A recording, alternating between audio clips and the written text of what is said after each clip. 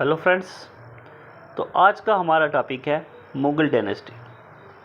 Mughal dynasty Bharat में आई 1527 में। तो किसके द्वारा एस्टेब्लिश हुई?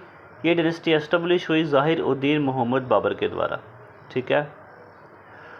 तो 1526 में मुग़ल डायनेस्टी का जो एस्टेब्लिश होती है और जो एंड होती है 1857 में। ठीक है। तो आइए तो कुछ हम जानते हैं बाबर के बारे में।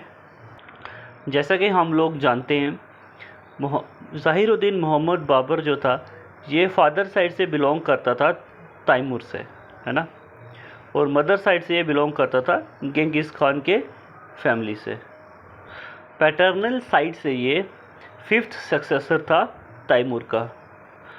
From maternal side he was 14th successor of Genghis Khan, और ये 14th सक्सेसर था गेंगिस खान का।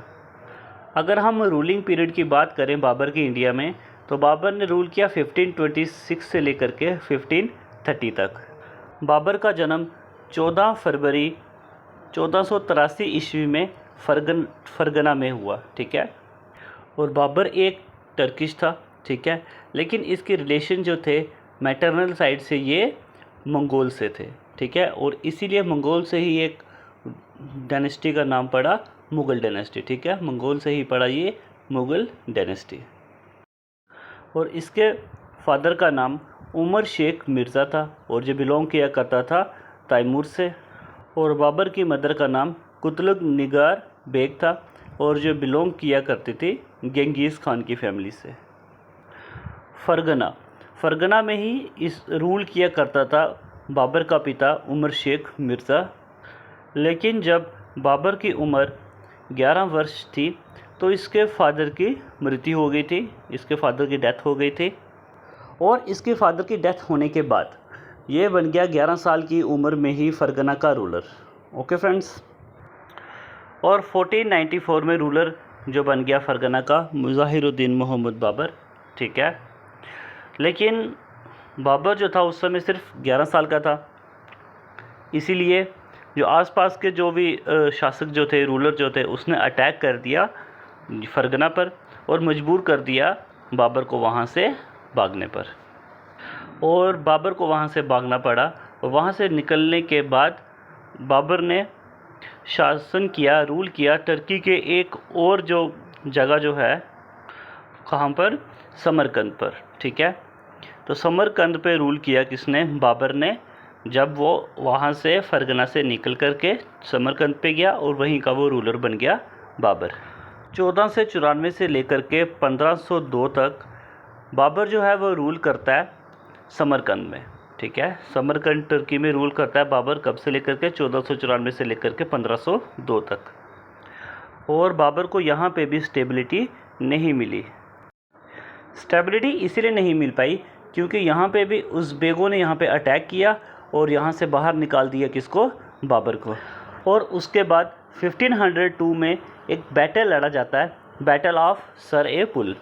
और ये बैटल लड़ा गया बाबर एंड शेबानी खान के बीच में। ये शेबानी खान किसका रूलर था? ये रूलर था उज़्बेकों का। Okay friends. और इस युद्ध में शेबानी खान जो था इसने हरा दिया बाबर को। Shaybani Khan defeated Babur in this battle. और इसी बैटल के बाद बाबर को भी ये समरकंद भी छोड़ना पड़ा। ठीक है। कहने का मतलब ये था बाबर के पास कोई भी ऐसी जगह टर्की पे नहीं थी जहाँ पे वो रूल कर सके। और इसीलिए बाबर ने फाइनली रुख किया अफ़गानिस्तान की ओर। और 1504 ईस्वी में अगर बात करें तो बाबर को अपनी पहली सफलता जो मिली। और 1504 ईस्वी में बाबर ने कन्क्वेयर किया काबुल एंड कंधार को, और काबुल को अपनी कैपिटल बना करके वहीं पर रूल करना शुरू कर दिया। और अब इसे ऐसा लगा कि हमें स्टेबिलिटी मिल गई है। और 1507 ईस्वी में इसने एक टाइटल अडॉप्ट किया बादशाह। ठीक है।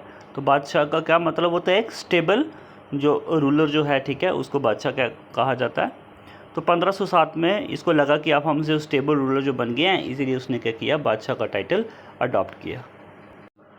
उसके बाद इकोनॉमिक क्राइसिस आने के बाद अफ़गानिस्तान में बाबर को यहाँ पे स्टेबिलिटी नहीं मिली। ठीक है, जैसे इकोनॉमिक क्राइसिस आए तो उसके बाद बाबर ने रुख किया भारत की ओर। और हमें पता ही है तो कि भारत में उस समय रूल कर रहे थे अफ़गान। ठीक है, अफ़गान की एक डायनेस्टी थी, लोधी डायनेस्टी, उस समय वो भारत में रूल कर रही थी। बाबर ने पहला अटैक किया भारत में 1519 ईस्वी में। ठीक है, बाजौर जो सिंध में पड़ता है वहाँ पे एक फ़ोर्ट है, वहाँ पे इसने बैरागढ़ फोर्ट में इसने पहला अटैक किया 1519 में। ठीक है, और इसी अटैक में उसने फर्स्ट यूज़ किया कैनन एंड एक्सप्लोसिव। ठीक है, गोला बारूद जो था वो फर्स्ट टाइम किसने यूज़ किया भारत में? बाबर ने। ओके फ्रेंड्स, ये एक इम्पॉर्टेंट क्वेश्चन है कि भारत में तोपें और गोला बारूद लाने वाला पहला रूलर कौन था? वो था बाबर। और उसके बाद 1520 एंड 21 में बाबर ने 3 अटैक और किए सिंध और कश्मीर में। ठीक है, तो आपसे क्वेश्चन इस तरह का भी आ सकता है कि बैटल ऑफ पानीपत के पहले बाबर ने कितने अटैक किए भारत में? तो वो अटैक थे टोटल 4। ठीक है फ्रेंड्स, उस समय जो दिल्ली सल्तनत में रूल किया करता था इब्राहिम लोदी, और लोदियों की जो कैपिटल हुआ करती थी वो होती थी आगरा। इब्राहिम लोदी का पंजाब में एक सूबेदार था जिसका नाम था दौलत खान लोदी, और दिल्ली में जो सूबेदार जो था वो था आलम खान लोदी। ये दोनों जो थे ये इब्राहिम लोदी के शासनकाल से खुश नहीं थे। ठीक है, और ये लोग जो थे ये सेटिस्फाई नहीं थे इब्राहिम लोदी के रूल से। ठीक है, दौलत खान लोदी ही वो बंदा था जिसने इनवाइट किया बाबर को यहाँ पे आकर अटैक करें। ठीक है, और राजस्थान का मेवाड़ में राणा सांगा रूल कर रहा था। हम सब जानते हैं कि राणा सांगा को हम राणा संग्राम सिंह भी कहा जाता था। ठीक है, वो रूल कर रहा था मेवाड़ में। तो राणा सांगा भी यही चाहता था कि बाबर जो है वो आए भारत में, क्योंकि उनको ये लगा कि बाबर जब आएगा वो अटैक करेगा और लूटपाट कर करके चला जाएगा। और राणा सांगा भी एक संदेश भिजवाते हैं बाबर की ओर कि आप आइए, तो आप आओ तो हम भी आपकी हेल्प करेंगे इब्राहिम लोदी को हराने में।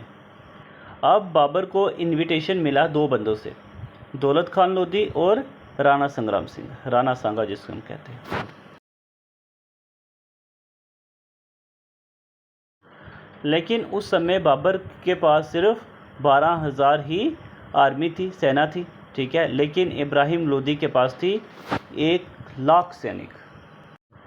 और उसके बाद 21 अप्रैल 1526 में एक ऐतिहासिक बैटल होती है, the first battle of Panipat. ठीक है, बाबर अपनी 12,000 की फ़ौज लेकर के कहाँ पर पहुँचा? पानीपत में। और उसे यह भी पता था कि इब्राहिम लोदी को हराना इस समय काफ़ी मुश्किल है, क्योंकि उसका सेना जो थी वो काफ़ी बड़ी थी और वो काफ़ी अच्छा रूलर भी था, काफ़ी स्ट्रॉन्ग रूलर भी था। ठीक है, तो लेकिन अपनी किस्मत आजमाने के लिए बाबर जो था वो पहुंच गया पानीपत पे। बाबर जैसे ही पानीपत पहुंचा वैसे ही वो स्ट्रेटजी बनाना तैयार कर दी उसने। ठीक है, जैसे कि हम जानते हैं कि जो पानीपत जो है ये एक यमुना नदी के किनारे है, और बाबर ने अपने सैनिकों को यमुना नदी के एक तरफ लगाया और दूसरी तरफ से एक खाई खुलवा दी। तो इससे क्या हुआ कि वो खुद को प्रोटेक्ट कर दिया उन्होंने। ठीक है, और ख़ुद को प्रोटेक्ट कर दिया और दुश्मनों को मजबूर कर दिया कि वो सामने से अटैक करें। और इस स्ट्रेटजी को कहा जाता था तुलगना युद्ध स्ट्रेटजी। ठीक है, तुलगना वार स्ट्रेटजी कहा जाता था इसी को, कि दोनों तरफ से खुद को प्रोटेक्ट करना और सामने की ओर से दुश्मनों को मजबूर करना अटैक करने के लिए। ठीक है, और यही जो स्ट्रेटजी थी ये बाबर ने अपनाई थी फर्स्ट बैटल ऑफ पानीपत में। और 2 गाड़ियों के बीच तोपें सजवाई गई। ठीक है, और वो जो तोपें सजाने की जो विधि जो थी उसे कहा जाता था उस्मानी विधि। और बाबर को पता था कि इब्राहिम लोदी को हराना इतना आसान नहीं है, लेकिन बाबर के जो 2 तोपची हुआ करते थे जो इस्तेमाल करते थे तोप के, उनके नाम थे उस्ताद अली एंड मुस्तफ़ा ख़ान। ठीक है, उस्ताद अली एंड मुस्तफ़ा ख़ान बाबर के 2 तोपची हुआ करते थे। और उसके साथ साथ जो उत्साह जो था, ये हौसला जो था, ये बाबर की आर्मी के पास काफ़ी ज़्यादा था। ठीक है। और जो फर्स्ट बैटल ऑफ पानीपत जो था, ये 21 अप्रैल को ही सुबह शुरू होना था, लेकिन ये आधी रात को ही बाबर की सेना ने अटैक कर दिया इब्राहिम लोदी पर। और जब कैनन की आवाज़, गोलों की आवाज़ सुनाई दी इब्राहिम लोदी की सैनिकों पर, तो सभी लोग जो थे इब्राहिम लोदी के, वो काफ़ी बौखला गए। फर्स्ट टाइम इब्राहिम लोदी की सेना ने, उनके हाथी ने ऐसी आवाज़ सुनी और उनके हाथी जो थे वो अपनी सेना को ही, आधी सेना को वो कुचल गए। काफ़ी भागदौड़ मच गई वहाँ पे उन कैनन की आवाज़ सुन करके आधी रात को, और उनके ही हाथी ने क्या कर दिया, उनकी आधी सेना को कुचल दिया। और फर्स्ट बैटल ऑफ पानीपत एक काफ़ी उलटफेर हुआ हिस्ट्री में। सिर्फ 12,000 सैनिकों ने 1 लाख सैनिकों को हरा दिया। और इसी बैटल में इब्राहिम लोदी किल्ड, इब्राहिम लोदी जो था वो मारा गया इस बैटल में। इस बैटल में बाबर ने इब्राहिम लोदी को हरा दिया और मुग़ल डायनेस्टी को एस्टेब्लिश किया भारत में। और फर्स्ट बैटल ऑफ पानीपत के बाद 1526 में बाबर ने जो पानीपत में काबुली बाग और काबुली मस्जिद का निर्माण किया। और उसके बाद बाबर ने सिल्वर कॉइन इशू करवाए काबुल एंड कंधार पे, क्योंकि वो उसने सबसे ज़्यादा रूल ही वहीं पे किया था। ठीक है। और काबुल में उसने चलाए शाहरुख कॉइन और कंधार में उसने चलाए बाबरी कॉइन। ठीक है। तो काबुल में शाहरुख कॉइन, कंधार में बाबरी कॉइन। शाहरुख उसके बेटे का नाम था। ठीक है। और कंधार में उसने अपने नाम के सिक्के चलाए। ठीक है।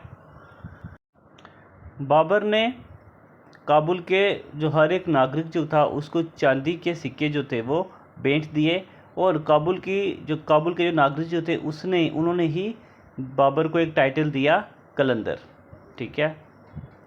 और 1526 के बाद जो लोदी की जो कैपिटल हुआ करती थी आगरा, अब वहाँ पे पहुँच गया कौन, बाबर। और मुग़लों की ही सबसे पहली जो कैपिटल जो थी वो कौन सी हुई, आगरा। तो अब हम बात करते हैं 1527 में एक बैटल हुई, बैटल ऑफ खानवा। ठीक है।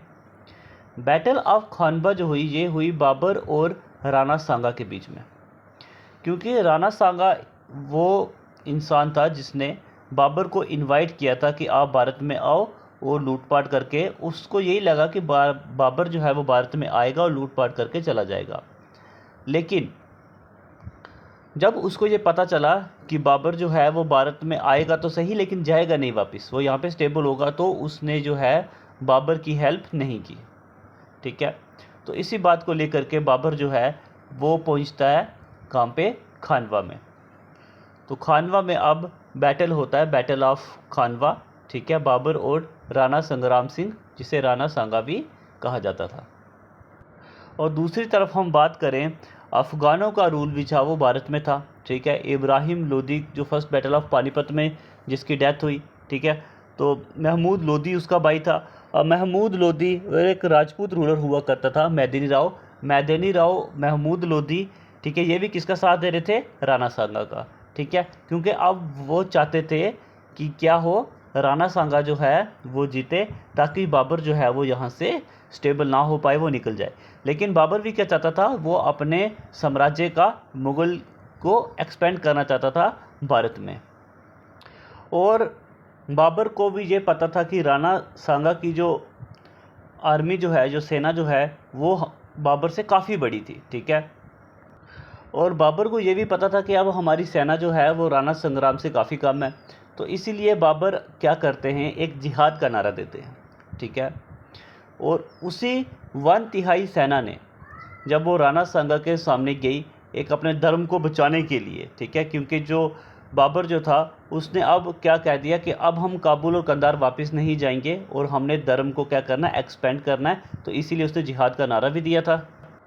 तो इसी से क्या हुआ, जो बाबर की सेना जो थी वो हरा गई राणा सांगा के सेना को। ठीक है। बहुत ही कम सेना थी बाबर की, और राणा सांगा की जो सेना को हरा दिया उसने। ठीक है। और जो बैटल ऑफ खानवा जो थी वो जीत चुका बाबर, और हारा कौन, राणा संग्राम Singh defeated in the battle. और इसी बैटल को जीतने के बाद बाबर ने एक टाइटल अडॉप्ट किया, गाजी। और उसके बाद 1527 में और 1528 में निर्माण हुआ बाबरी मस्जिद का, ठीक है। ये बाबर ने नहीं बनाया, ये निर्माण किया गया मीर बाकी के द्वारा, ओके। तो उसके बाद बात करें 1528 में बैटल ऑफ चंदेरी, ठीक है। बैटल ऑफ चंदेरी जो था ये लड़ा गया बाबर एंड मेदिनी राव के बीच में, ठीक है। तो बाबर ने मेदिनी राव को इस बैटल में हरा दिया, ठीक है फ्रेंड्स। और उसके बाद बाबर ने फर्स्ट टाइम यहाँ पे क्या देखा, जौहर।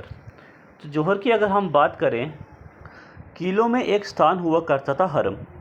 हरम में जितनी भी औरतें जो थी वो रहा करती थी, ठीक है। और जब बाबर ने अपने सैनिकों को कहा कि चलो ये जो औरतें जो हैं मेदिनी राव की कोर्ट में इसको अगवा कर लें, लेकिन और उसी समय क्या हुआ, जैसे वो अगवा करने के लिए गए और सभी औरतों ने आग में छलांग दे करके अपनी जान दे दी, ठीक है। और जो फर्स्ट टाइम जो था बाबर ने क्या देखा था, जौहर जो था वो देखा।